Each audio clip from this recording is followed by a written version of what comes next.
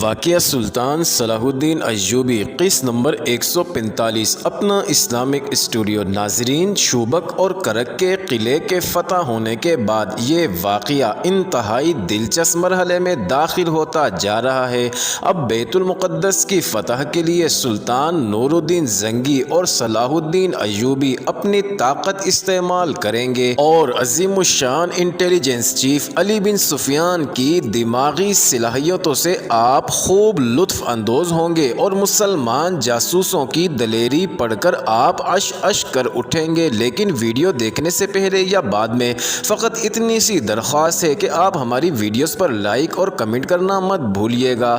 ناظرین، اب چلتے ہیں مزید آگے واقعے کی جانب۔ جیسا کہ پچھلی ویڈیوز میں بیان کیا جا چکا ہے کہ مصر میں صلیبیوں کی اہم مہم تباہ کر دی گئی تھی جو سرحدی علاقے میں توہمات پیدا کرنے کے لیے عروج پر پہنچ گئی تھی۔ صلیبی جاسوسوں نے وہاں سے آ کر اطلاع دے دی تھی کہ وہ مہم ناکام ہو چکی ہے اور جن مسلمانوں کو زیر اثر لے لیا گیا تھا انہوں نے ہی مہم کے افراد کو ہلاک کر دیا ہے۔ اس کانفرنس میں یہ انکشاف پیش کیا گیا کہ مقبوضہ علاقوں میں مسلمانوں کی زندگی اجیرن کر دی گئی ہے۔ وہ مجبور ہو کر قافلوں کی صورت میں ترک وطن کرتے ہیں تو راستے میں ان کے قافلے لوٹ لیے جاتے ہیں، مال اور مویشی چھین لیے جاتے ہیں اور لڑکیوں کو اغوا کر لیا جاتا ہے۔ کانفرنس میں اس اقدام کو ضروری سمجھا گیا۔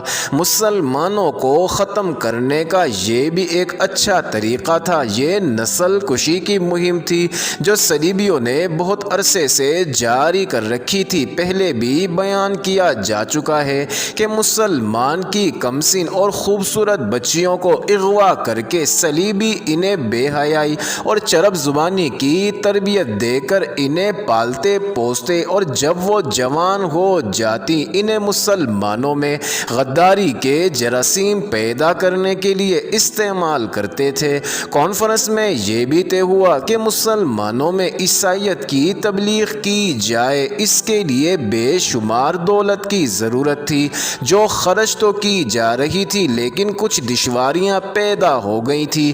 ایک یہ تھی کہ رقم اونٹوں کے ذریعے بھیجی جاتی تھی۔ کئی بار ایسا ہوا کہ مصر کے کسی سرحدی دستے نے پکڑ لیا یا اونٹ لوٹ لیے گئے۔ ضرورت یہ محسوس کی گئی تھی کہ کوئی ایسا ذریعہ مل جائے جس سے رقم اور انعامات کی دیگر قیمتی اشیاء اسی ملک سے دستیاب ہو جائیں جہاں استعمال کرنی ہو۔ خاصے عرصے سے اس مسئلے پر سوچ و بچار ہو رہا تھا۔ ناظرین، صلیبیوں کی انٹیلیجنس کا کمانڈو ہرمن علی بن سفیان کی طرح غیر معمولی ذہانت کا مالک تھا۔ اس نے کبھی کا سوچ رکھا تھا کہ مصر کی زمین اپنے اندر اس قدر خزانے چھپائے ہوئے ہے جس سے ساری دنیا کو خریدا جا سکتا ہے، مگر ان خزانوں تک پہنچنا آسمان سے ستارے توڑ لانے کے برابر تھا۔ یہ خزانے فرعونوں کے مدفنوں میں محفوظ تھے۔ تاریخ فرعونوں کی اس رسم سے کبھی بھی بے خبر نہیں رہی کہ جب کوئی فرعون مرتا تھا تو اس کے ساتھ شاہانہ ضروریات کا تمام سامان اس کے ساتھ دفن کر دیا جاتا تھا۔ مرے ہوئے فرعون کی قبر چند گز چوڑی نہیں ہوا کرتی تھی بلکہ زمین کے نیچے ایک محل تعمیر ہو جاتا تھا۔ فرعون اپنی زندگی میں اپنا مدفن تیار کرا لیا کرتے تھے اور جگہ ایسی منتخب کرتے تھے جس تک اس کی موت کے بعد کوئی رسائی حاصل نہ کر سکے۔ مرنے کے بعد مدفن کو اس طرح بند کر دیا جاتا تھا کہ معماروں کے سوا کسی کو معلوم نہیں ہوتا تھا کہ اسے کھولا کس طرح جا سکتا ہے۔ مرنے والے کے لواحقین معماروں کو قتل کر دیا کرتے تھے۔ فرعونوں کا ایک عقیدہ تو یہ تھا کہ وہ خدا ہیں اور دوسرا یہ کہ مرنے کے بعد انہیں یہی جاہ و جلال حاصل ہوگا۔ چنانچہ پہاڑوں کو کاٹ کاٹ کر اور پھر پہاڑ کے نیچے زمین کی کھدائی کر کے محل جیسے ہال اور دیگر کمرے بنوا کر اس محل میں زیادہ سے زیادہ ہیرے جواہرات رکھوا دیے جاتے تھے۔ اس کے علاوہ بھگیاں ماں گھوڑوں اور بھگی بانوں کے اور کشتیاں ماں ملاحوں کے اندر رکھ دی جاتی تھیں۔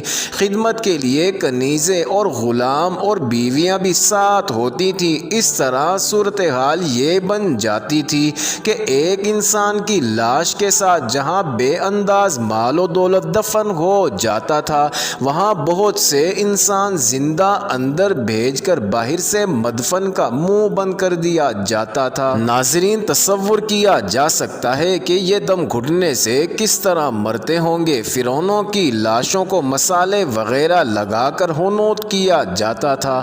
ہزاروں سال گزر جانے کے بعد آج بھی ان کی لاشیں محفوظ ہیں، جن میں کچھ لندن کے عجائب خانے میں پڑی ہیں۔ فرعونوں کا دور ختم ہوا تو مصر کی حکومت جس کے بھی ہاتھ آئی، اس نے فرعونوں کے مدفن تلاش کرنے کی کوشش کی۔ یہ مہم ناممکن کی حد تک مشکل ثابت ہوئی۔ مدفنوں کو تلاش کرنا ہی ایک مسئلہ تھا۔ اس کے بعد آج تک یہ مہم جاری ہے۔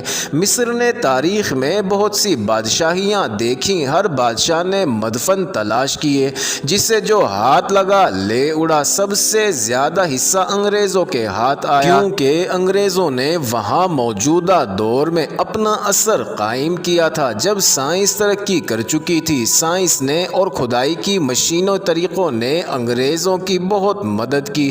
پھر بھی کہتے ہیں کہ مصر کی زمین فرعونوں کے خزانوں سے ابھی تک مالا مال ہے، اور مصر کی تاریخ میں اگر غور سے جھانکے تو اس میں ایسے پراسرار اور خوفناک واقعات ملتے ہیں کہ وہ رونگٹے کھڑے کر دیتے ہیں۔ کچھ ذاتی طور پر کسی فرعون کی تلاش میں نکلے، ان میں سے بعض مدفن میں داخل ہو بھی گئے مگر معلوم نہ ہو سکا کہ کہاں غائب ہو گئے۔ ان میں سے جو بچ کر نکلے وہ دوسروں کے لیے سراپائے عبرت بن گئے۔ اسی لیے یہ عقیدہ آج بھی قائم ہے کہ فرعون خدا تو نہیں تھے، لیکن ان کے پاس مر کر بھی کوئی ایسی طاقت موجود ہے جو ان کے مدفنوں میں جانے والوں کو عبرتناک سزا دیتی ہے۔ لوگوں نے اس عقیدے کو اس لیے تسلیم کیا ہے کہ جس بادشاہ نے بھی کسی فرعون کے مدفن میں ہاتھ ڈالا، اس کی بادشاہی کو زوال آیا۔ بعض نے فرعونوں کو نحوست کا حامل کہا ہے۔